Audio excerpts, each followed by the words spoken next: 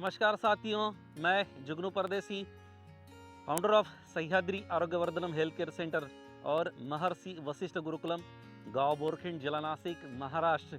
अब हम लोग खड़े हैं सह्याद्री की इन पर्वत शिखाओं में और अलग अलग पेड़ पौधों की जानकारी और वन औषधि गुण दर्शनम, ये चैनल में हम लोग आज पलाश के बारे में काफ़ी विस्तार से जानकारी हम लोग प्राप्त करेंगे। इसके जो भी औषधि गुणधर्म है और मेडिसिन प्रॉपर्टी है, इसके बारे में आज हम लोग काफ़ी विस्तार से चर्चा करने जा रहे हैं। हालांकि अभी जाड़े का मौसम यानी ठंड का मौसम ख़त्म हुआ है और ग्रीष्म ऋतु की अभी शुरुआत होने वाली है। वसंत ऋतु भी आएगा और हाल ही कुछ दिन में होली ही सामने आई हुई है। तो ऐसे स्थिति में पलाश को काफ़ी फूल लगे हुए हैं। फूलों से ये पूरा पेड़ खचाखच भरा हुआ है। इतने फूल लदे हुए कि केसरी रंग का ये पेड़ है और गुच्छेदार स्वरूप में से काफ़ी फूल यहाँ पे लटके हुए हैं। हम यहाँ पे देख रहे हैं कि तोते की चोंच की तरह ये फूल का सेफ जो है इस तरह से दिखता है और उल्टा अगर पकड़ते हैं तो मुर्गे का पंख जो होता है उस तरह से इसका स्वरूप हमें दिखने में आता है। बहुत ही सुंदर केसरिया कलर, रक्तार्श कलर इसको बोलते हैं। और भी इसकी कुछ प्रजातियां होती है। श्वेत पलाश भी होता है, पीला भी पलाश होता है। अलग अलग क्षेत्रों में पलाश के पेड़ पाए जाते हैं। पूरे भारत में पहाड़ी क्षेत्र या समतल क्षेत्र में भी काफ़ी अलग अलग जगह पे पलाश के पेड़ पाए जाते हैं। इसके पत्ते 3 पत्ते एक साथ मिलकर बाहर निकल आते हैं और जैसे बिल्व पत्र जैसे 3 पत्तों में होता है, ऐसे ही इसी तरह से पलाश का भी पत्ता 3 पत्तों का गुच्छा मिलाकर एक साथ में आता है। पत्तों की अगर हम लोग बात करें तो हमारे पूर्वज यहाँ तो गांव खेड़े में आज भी लोग पलाश के पत्तों का पत्तल बनाकर उसमें भोजन करते हैं। काफ़ी त्योहार, उत्सव, इसमें काफ़ी मात्रा में इनके पत्तल का आज भी गांव खेड़े में प्रयोग होता है। बहुत ही स्वादिष्ट भोजन लगता है और प्रकृति की यह सुंदर व्यवस्था है। इससे ना तो कोई पोल्यूशन होता है, ना तो कोई प्रकृति की हानि होती है। इस तरह से ये पत्तल में अगर हम लोग भोजन करते हैं तो प्रकृति के साथ हम लोग लगातार जुड़े रहते हैं। तो चलो आइए हम लोग आज बात करते हैं पलाश के कुछ औषधि गुणधर्मों के बारे में।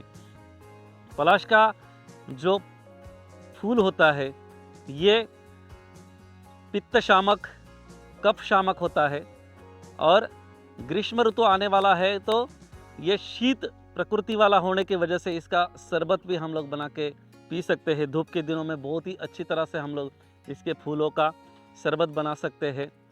अगर 1 गिलास पानी के लिए 4 ग्राम इसका फूल कुचलकर हम लोग पानी में डालते हैं।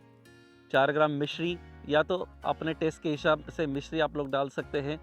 उसके अंदर जीरा पाउडर, अगर आपको टेस्ट चाहिए तो एलोवेरा भी हम लोग उसके एलोवेरा का जेल जो होता है वो उसमें अंदर हम लोग डाल सकते हैं।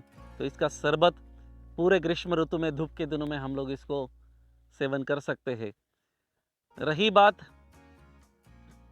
मेडिसिन प्रॉपर्टी की, तो ये मूत्र संस्था की जितने भी बीमारियां हैं, अलग अलग बीमारियों में पलाश का फूल काफ़ी असरदार साबित हुआ है।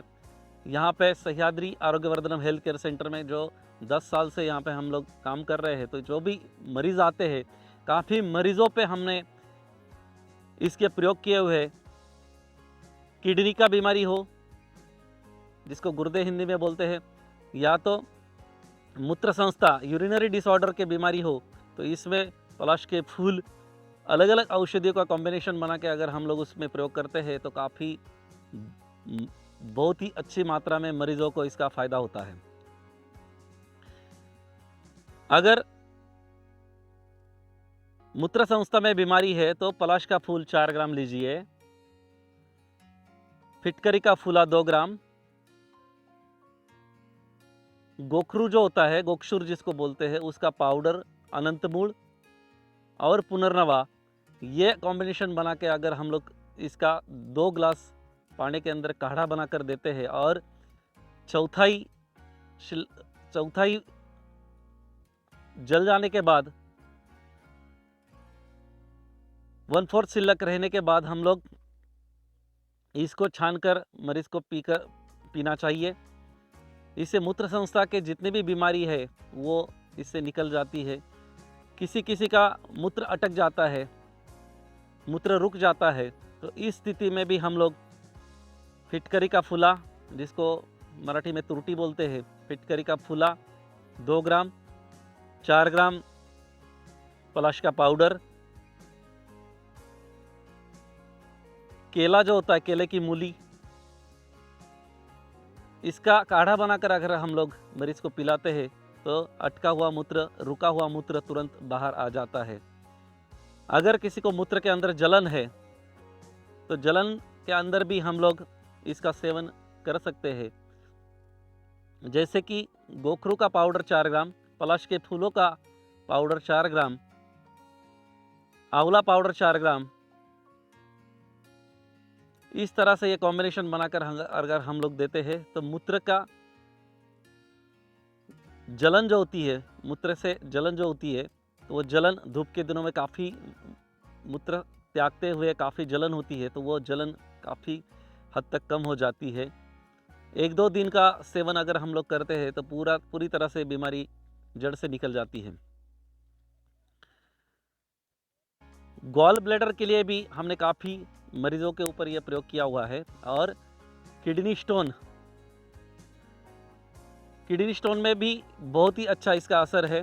किडनी स्टोन में भी फार्मूला उसी तरह से हम लोग बनाते हैं कि 4 ग्राम पलाश के फूलों का पाउडर, 2 ग्राम फिटकरी की पाउडर, फिटकरी का फुला, गोखरू का पाउडर 4 ग्राम, पुनर्नवा 4 ग्राम, और मक्का जो होता है, मक्के का जो भुट्टा होता है, उसके जो रेशे होती है, उसके बाल जो होते हैं, वो उसका 4 ग्राम हम लोग लेते हैं। और इसका कॉम्बिनेशन वापस उसी तरह से बनाते हैं कि 2 गिलास पानी में इसको उबाल कर 50 ml जब रहेगा तब उसको छान कर पीते हैं। सुबह एक बार देना होता है और शाम को एक बार निहार पेट, एम्प्टी स्टमक जिसको बोलते हैं, भूखे पेट, उसको देना है। इस तरह से मूत्र संस्था की जितनी भी बीमारी है, गॉल ब्लैडर और किडनी स्टोन, गुर्दे की पथरी, इसमें बहुत ही अच्छा पलाश का प्रयोग हम लोग कर सकते हैं। अब हम लोग इसका रासायनिक संगठन और कुछ औषधि के बारे में हम लोग विस्तार से चर्चा करेंगे। पलाश के रासायनिक संगठन और नाम के बारे में हम लोग चर्चा करेंगे। हिंदी में उसको पलाश कहते हैं, मराठीमध्ये पळस, ढाक भी इसको बोलते हैं, गुजराती में केसुड़ा, इस तरह से अलग अलग भाषाओं में इसके अलग अलग नाम हैं। 40 से 50 फीट ऊंचा ये वृक्ष होता है, 5-6 मीटर चौड़ा, और इसके त्रिपत्रक होते हैं। इसके गुण जो, अगर गुणों के अगले लक्षण हम लोग देखते हैं तो लघु वृक्ष, इसका रस कटु, तिक्त और कषाय है, विपाक उसका कटु है, और वीर्य इसका विष्ण है।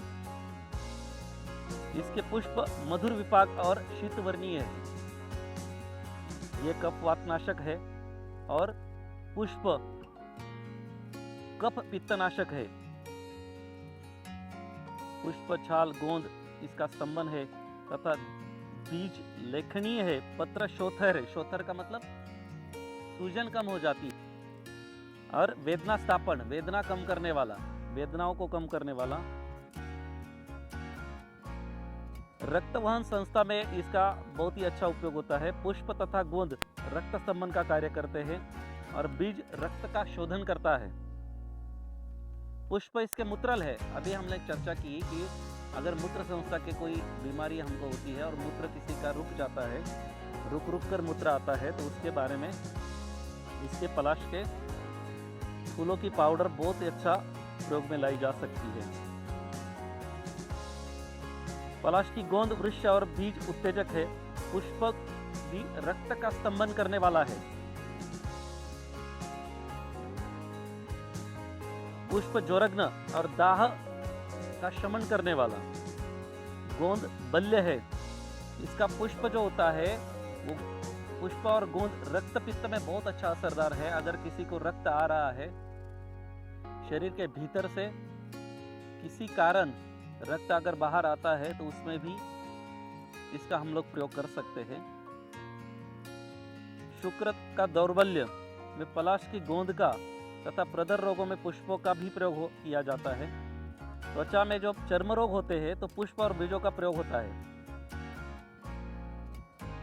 ज्वर और दाह में पुष्प बहुत लाभकारी है, जैसे कि हमने शरबत पीने की अभी बात की थी उस तरह से।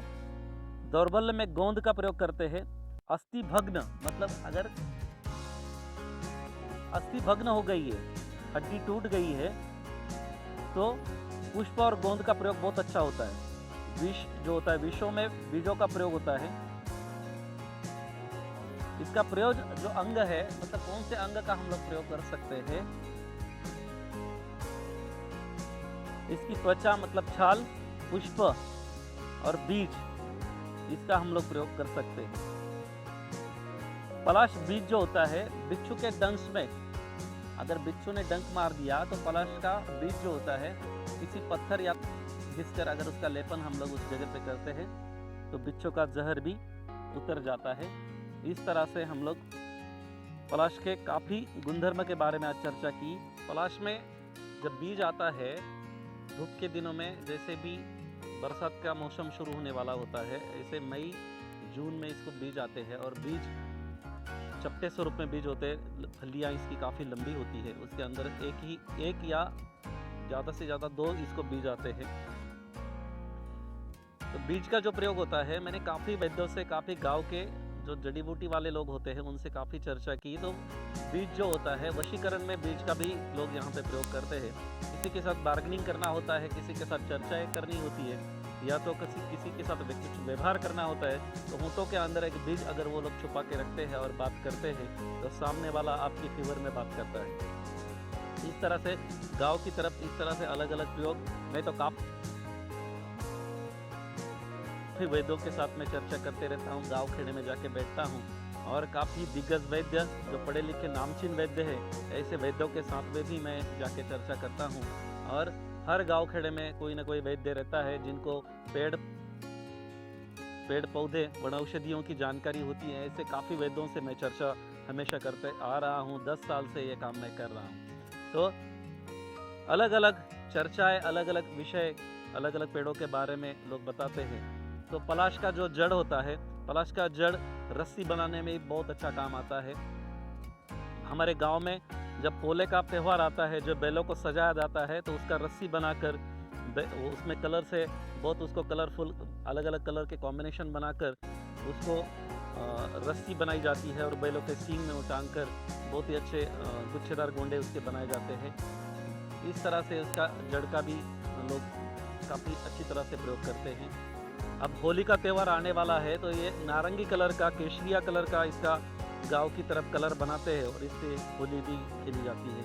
तो इस तरह से बहुत ही पक्षी इसके ऊपर आते हैं रस चूसने के लिए। अब जब हम सुबह सुबह यहाँ पे आए थे तो काफ़ी पक्षी यहाँ पे इसके फूलों का रस चूसने के लिए आए थे। तो निसर्ग में बहुत ही सुंदर ये दिखता है और जब इसको फूल आते हैं तो इसकी सुंदरता काफ़ी बढ़ जाती है। काफ़ी संख्या में इसको फूल आते हैं और जब फूल पक जाते हैं, पाकट हो जाते हैं, तो ज़मीन के ऊपर इसका बिछोना हो जाता है। काफ़ी ज़मीन के ऊपर अभी यहाँ हम लोग देख रहे हैं कि ज़मीन के ऊपर पूरे फूल नीचे बिखरे हुए हैं। तो इस तरह से पलाश बहुत ही अच्छी गुणधर्म वाली वनस्पति है, बहुत ही अच्छा गुणधर्म वाला पेड़ है। तो हम लोग इसको बचा कर रखते हैं। पलाश अगर वास्तुशास्त्र के दृष्टि से